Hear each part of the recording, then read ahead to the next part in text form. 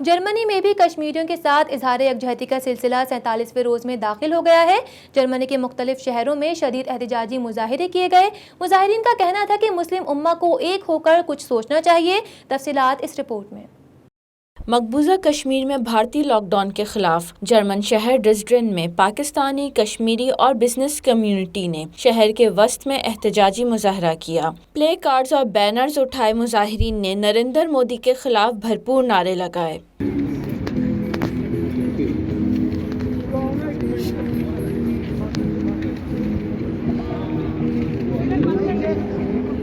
مظاہرین کا کہنا تھا کہ بھارت کی جانب سے مقبوضہ کشمیر میں غیر اعلانیہ کرفیو اور ناجائز قبضہ پر انسانی حقوق کی تنظیمیں اور عالمی برادری خاموش تماشائی بنے ہوئے ہیں۔ کشمیر پہ کرفیو لگا ہوا ہے، روزمرہ زندگی ساری ادھر تباہ ہو چکی ہے۔ کھانے کے لیے کھانا نہیں ہے، پینے کے لیے پانی نہیں ہے، کالجز بند ہیں، اسکول بند ہیں، اور ہمارا UN سے مطالبہ ہے کہ پلیز کشمیریوں پہ تھوڑی سی نظر ثانی کریں اور تاکہ ان کو کشمیری بھائیوں کو آزادی مل سکے۔ مظاہرین کا مزید کہنا تھا کہ اب تو مسلم امہ کو ایک ہو کر کچھ سوچنا چاہیے۔ کشمیریوں کو خوراک و ادویات پہنچائی جائیں۔ ہم دنیا اور اپنے کشمیری بہن بھائیوں کو بتانا چاہتے ہیں کہ دکھ کی اس گھڑی میں ہم ان کے ساتھ ہیں۔ اس وقت ہمارا اخلاقی فرض ہے کہ ہم عالمی سطح پر مسئلہ کشمیر کو اجاگر کریں، کیونکہ جو بربریت، ظلم مقبوضہ کشمیر میں انڈیا کر رہا ہے، پوری انسانی تاریخ میں اس کی مثال ملنا بہت مشکل ہے۔